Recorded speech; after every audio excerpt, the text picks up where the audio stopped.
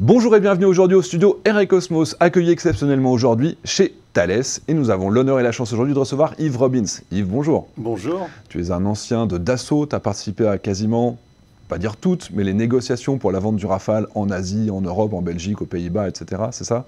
Oui. Quel était ton rôle à l'époque? À l'époque, j'étais en charge de beaucoup des rôles de relations avec tout ce qui n'était pas directement le client.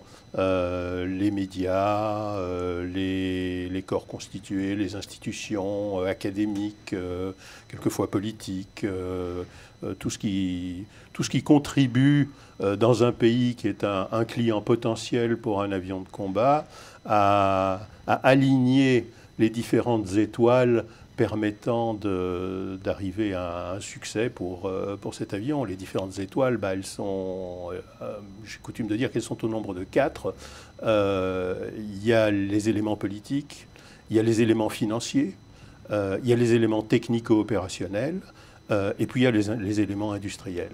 Ok, et alors justement, c'est ça qui est intéressant avec toi, c'est que tu as pu voir les compétitions qui ont été gagnées par le Rafale. On ne pourra pas tout aborder, parce qu'attention, il y a des sujets qui sont encore sensibles aujourd'hui. On va parler de la Corée du Sud, de Singapour, peut-être des Pays-Bas. Ces compétitions qui ont été gagnées par le Rafale, et où le client s'est fait tordre le bras. Peut-être on va commencer par la Corée du Sud. La Corée du Sud, c'est une longue histoire, et c'est un vrai roman. À l'origine, la Corée avait besoin de remplacer une petite centaine d'avions de combat d'ancienne génération. C'était essentiellement des Northrop F-5 et des F-4 Phantom. Et la Corée du Sud était de longue date inféodée au système américain. L'armée de l'air sud-coréenne volait uniquement avec des avions américains. Mais à l'époque où elle avait décidé de les remplacer, on assistait du côté politique à ce que les Coréens appelaient la Sunshine Policy, la politique du rayon de soleil. Et ce rayon de soleil, c'était s'ouvrir un peu au monde extérieur, commencer à parler avec la Corée du Nord. Ça s'est refermé depuis. Oui. Les premières familles à l'époque ont pu retrouver des gens de leur famille qui n'avaient plus vu depuis la guerre de Corée. C'était vraiment incroyable de suivre ça dans les médias. Et ça s'est accompagné d'une volonté du gouvernement coréen et de l'armée de l'air coréenne d'ouvrir ses sources d'approvisionnement et d'aller vers d'autres pays occidentaux fournisseurs d'avions de combat. Avant de continuer, un petit mot de notre partenaire grâce auquel on peut faire ces vidéos. Et notre partenaire aujourd'hui, c'est Legal Place. Qui n'a jamais rêvé de monter sa boîte et de devenir indépendant, ou simplement de compléter ses revenus salariés? Seulement, il y a un vrai souci, c'est la paperasse administrative. 64% des entrepreneurs jugent qu'il est difficile de comprendre les règles et régulations qui s'appliquent à leur activité, et 55% des petites entreprises passent plus de 40% de leur temps de travail à gérer des tâches administratives. C'est-à-dire que vous avez des gens qui vont renoncer à créer une activité ou qui vont abandonner leur structure, simplement parce qu'ils n'arrivent pas à gérer toutes ces obligations. Et c'est là que Legal Place va vous sauver. Il propose une solution complète pour la création d'une entreprise, avec l'aide au choix de la forme juridique, l'ouverture du compte professionnel, la publication des annonces légales, puis l'enregistrement de votre structure dans les registres professionnels et l'immatriculation. C'est-à-dire que vous allez en avoir pour 10 minutes plutôt que de galérer pendant des heures et des heures.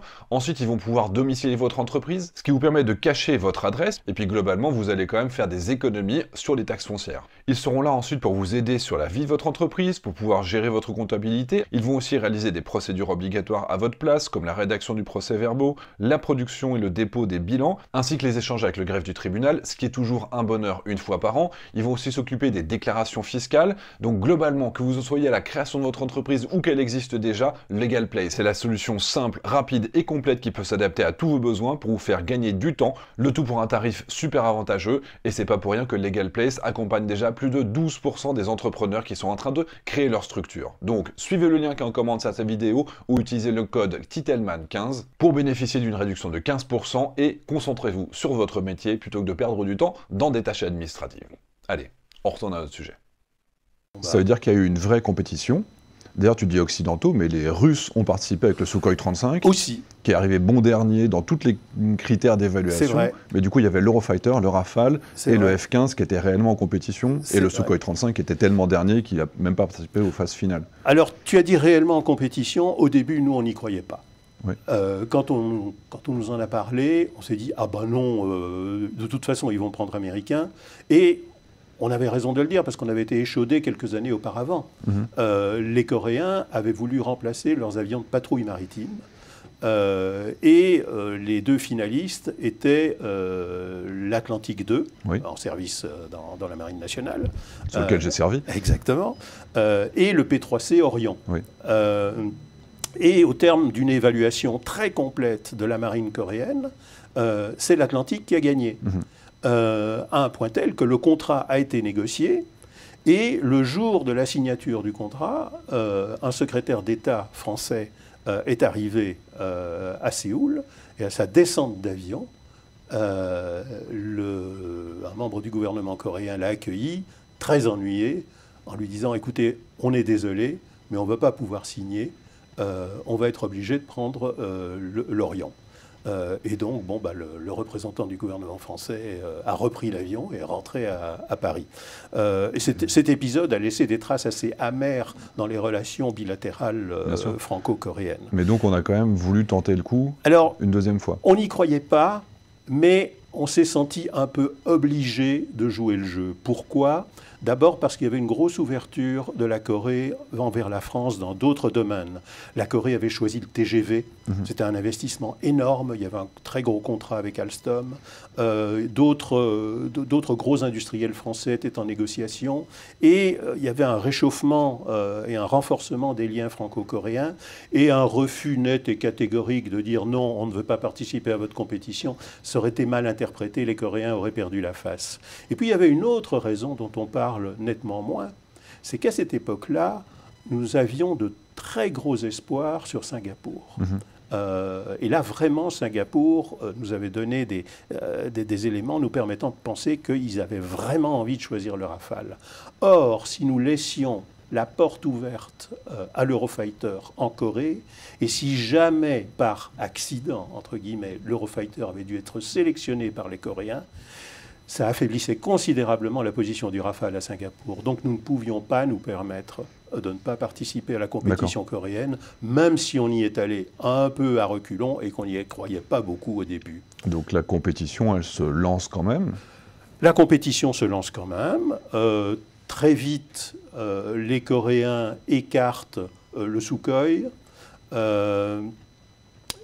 Parce qu'il est vraiment inférieur, pour le coup, c'est pas des questions diplomatiques. Non, c'était pas vraiment une question d'infériorité technico-opérationnelle. Le Sukhoi est un avion redoutable et il a vraiment des solutions intéressantes. Mais les Coréens ont très vite compris que du côté support, prix à l'heure de vol, disponibilité des rechanges, etc., c'était un véritable cauchemar. Et donc, parce que je dis ça parce que dans l'évaluation, en tout cas ce qu'on sait de l'évaluation, il y avait 5 critères et il était dernier dans chacun des 5 critères, même technique. C'est exact. Il est bon, oui, mais très inférieur quand même. Mais très inférieur quand même, c'est vrai, c'est vrai. Pas de fusion de données, pas de radar AESA. Absolument, absolument. Quand même important. Oui, tout à fait. Tout à fait. Et donc on se retrouve avec l'Eurofighter, le F-15 et le Rafale. Le F-15, dans un périmètre technico-opérationnel encore relativement flou, parce qu'il faut bien se rappeler que nous sommes dans les années 2000 et que le radar AESA en est encore à l'antenne passive. Les F-15 américains ne volent pas encore avec une antenne active. Ils proposent l'antenne active à la Corée, mais les Coréens ne savent pas très bien quelles sont les performances que ce radar va pouvoir atteindre. Les Français ont un AESA à antenne passive en service, entre autres à la marine, mais il n'y a pas encore l'antenne active. Mais elle est prometteuse et elle permet de penser qu'il y aura vraiment des performances intéressantes. Le F-15 n'a pratiquement pas de fusion de données. Il a un système de guerre électronique nettement inférieur au Spectra. Donc de manière technico-opérationnelle, le Rafale qui est proposé à la Corée est nettement supérieur au F-15K, ça c'est clair. Et d'ailleurs, le rapport d'évaluation va le montrer par la suite, absolument. Oui, oui. Alors déjà, comment est-ce qu'on sait que le Rafale a gagné cette compétition? Parce qu'a priori, ce n'était pas volontaire de leur part de le partager. Ah, tout à fait, tout à fait. Les Coréens ont procédé de la manière dont on procède habituellement. Ils ont constitué une commission d'évaluation composée de membres de l'armée de l'air coréenne. Et puis, à côté de ça, il y a eu... Ça, c'est pour l'aspect technico-opérationnel. À côté de ça, l'industrie française s'est regroupée et a fait un très gros effort pour proposer à l'industrie aéronautique coréenne un paquet de recherche, de développement et de production qui soit vraiment attractif. Il faut bien garder à l'esprit qu'à l'époque, les Coréens avaient une obsession, c'était de sortir un avion de combat à eux. Qui serait aujourd'hui le T-50, le T-50 le petit. Le petit. À l'époque, ils voulaient un gros, mais ils ont réduit leurs ambitions.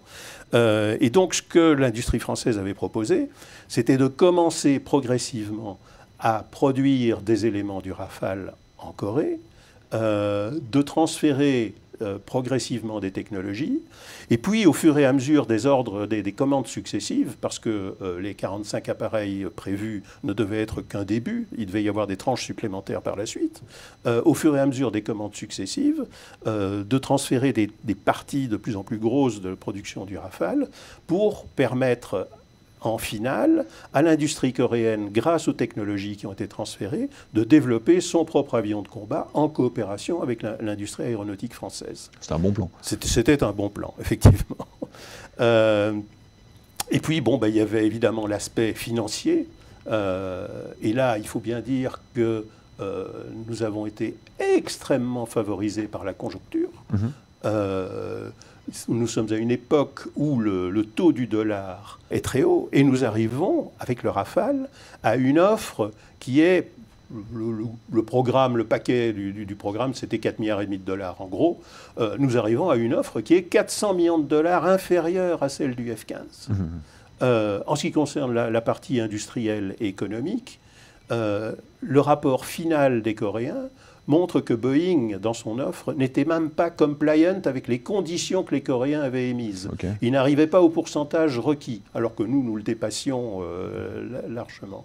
Et donc, tous ces éléments font que, effectivement, le Rafale est sorti premier dans ce rapport d'évaluation.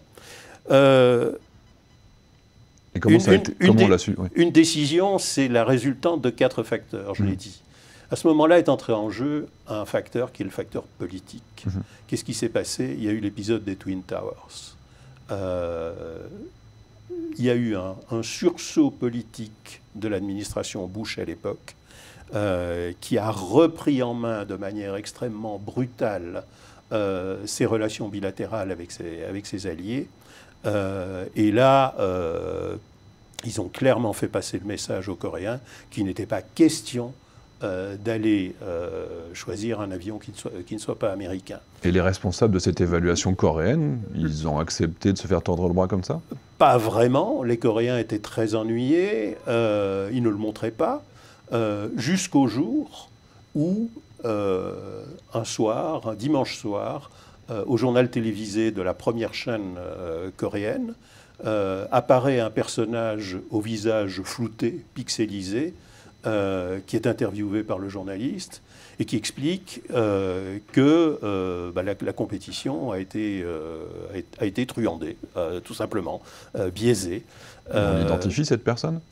Alors, sur le moment, on ne l'identifie pas, mais très rapidement, les services officiels coréens l'identifient comme étant le commandant, le patron de l'équipe d'évaluation, la commission d'évaluation. Il s'appelait le colonel Cho.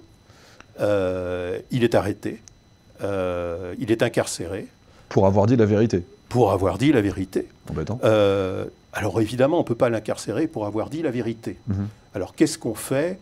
Eh bien, on va chercher quelqu'un qui est un consultant auprès des industriels coréens et qui a des relations avec les industriels français, qui était l'ancien patron, le moniteur du colonel Cho lorsqu'il était à l'Académie de l'air coréenne. C'était un peu son parrain. Et qui, selon la coutume coréenne, parce que ça se fait à chaque fois lors de la fête de la moisson, qui est une grande fête coréenne, on remet à ceux qui vous sont chers une enveloppe avec de l'argent. On fait des cadeaux, mais ce sont des cadeaux en argent. C'est la tradition en Corée. Okay. Et il avait remis à son filleul, le colonel Cho, une enveloppe dans laquelle se trouvait à peu près l'équivalent de $8000. Immédiatement, les services coréens retiennent ça comme une tentative de corruption du colonel, ce qui est tout à fait ridicule quand on sait que le colonel Cho est l'héritier d'une des familles les plus riches de Corée. Ils sont propriétaires d'un conglomérat industriel, donc ils n'avaient vraiment pas besoin de $8000. C'est grotesque. C'était une goutte d'eau, ce cadeau. Et de toute façon, ça a été une excuse de toute façon. C'était une excuse, absolument. Et donc, moyennant cette tentative de corruption, ça permet d'écarter le colonel Cho.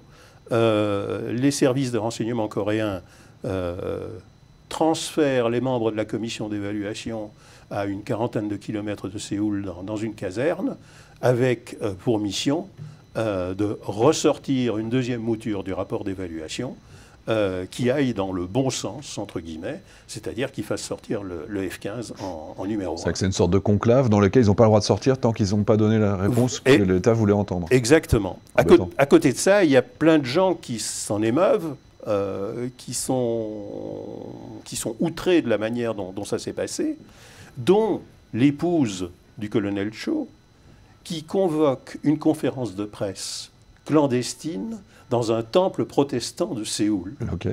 Et durant cette conférence de presse dans ce temple protestant, elle remet aux journalistes qui sont là, sur une clé USB, une copie du rapport d'évaluation. Qui était confidentiel jusque-là. Qui était confidentiel, bien entendu. Et la presse coréenne, alors pas tous les journaux coréens, parce que certains journaux font quand même attention à ce qu'ils publient, mais certains se considèrent nettement plus indépendants. Et certains de ces journaux publient des extraits de ce rapport d'évaluation, prouvant bien que le Rafale est arrivé en numéro 1 dans l'évaluation. Ça n'a rien changé, en fait. En fait, ça n'a rien changé. Nous, on vit dans un climat post-9/11 qui est quand même assez oppressant en Corée. Finalement, quelques semaines plus tard, le gouvernement coréen va annoncer sa décision de choisir le F-15, pas sans une certaine opposition de la part de l'opinion publique. C'est assez étonnant de voir que la majorité des quotidiens faisaient des sondages d'opinion dans l'opinion publique coréenne en leur demandant, d'après vous, quel est l'avion qui doit être choisi. Et le Rafale revenait à chaque fois en numéro 1. S'il est moins cher et meilleur, ça semble logique. Exactement. Le jour de l'annonce du choix du F-15, il y a une manifestation de 15 000 personnes devant le ministère de la Défense coréenne et devant le bureau de Boeing à Séoul.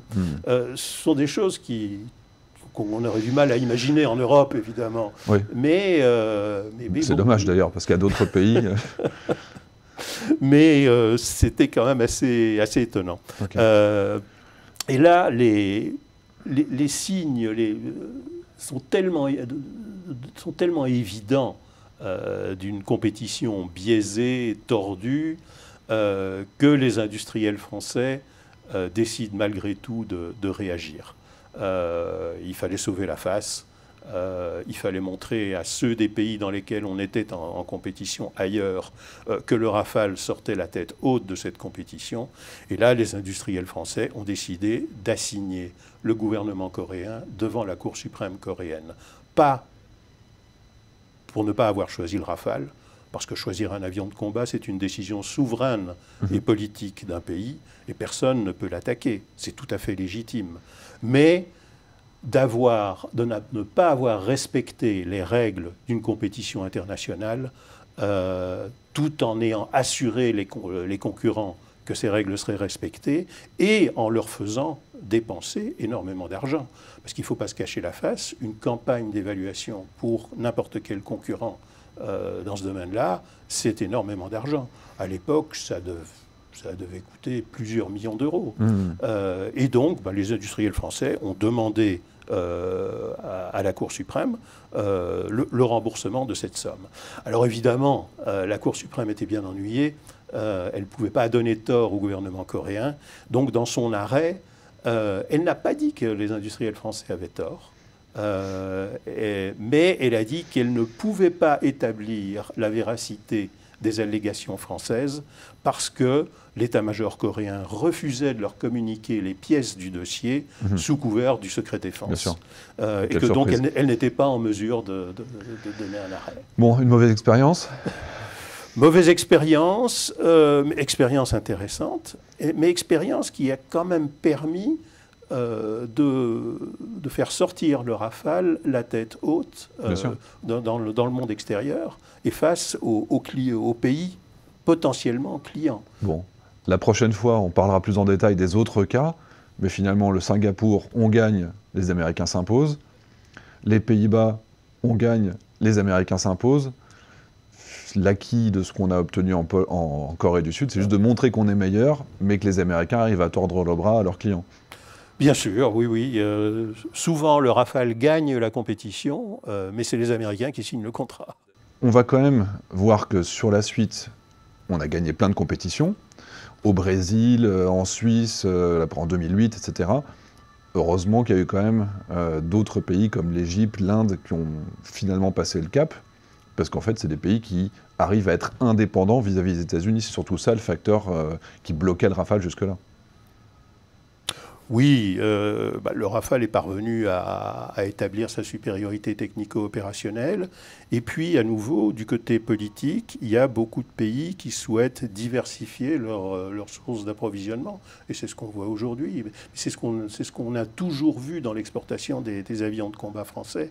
On a énormément de pays qui soit ne peuvent pas acquérir des avions américains, soit ont des avions américains, mais souhaitent diversifier leurs sources d'approvisionnement. Tu as cité l'Égypte, on peut citer la Grèce. Oui. Par le passé, on aurait pu citer le Pakistan. On peut citer l'Inde, oui. Qui a une source d'approvisionnement ex-soviétique et puis française. L'Espagne, par exemple, dans les années 60. Ou le Maroc, d'ailleurs, avec le Rafale. Le Maroc, oui, mais auparavant avec le Mirage F1 et le Northrop F5. Ça a été souvent le cas par le passé, ça continue à l'être aujourd'hui. L'Indonésie aussi. Oui. Bon, que des bons exemples, en fait. Là, voilà. Bon, Yves, un grand merci. Les amis, on espère que ça vous a plu. Si cette vidéo vous a plu, ce sujet vous intéresse, on fera une vidéo prochainement avec... allez, on parlera des Pays-Bas et de Singapour. Allez, on espère que ça vous a plu et on vous dit à très bientôt. Merci Yves.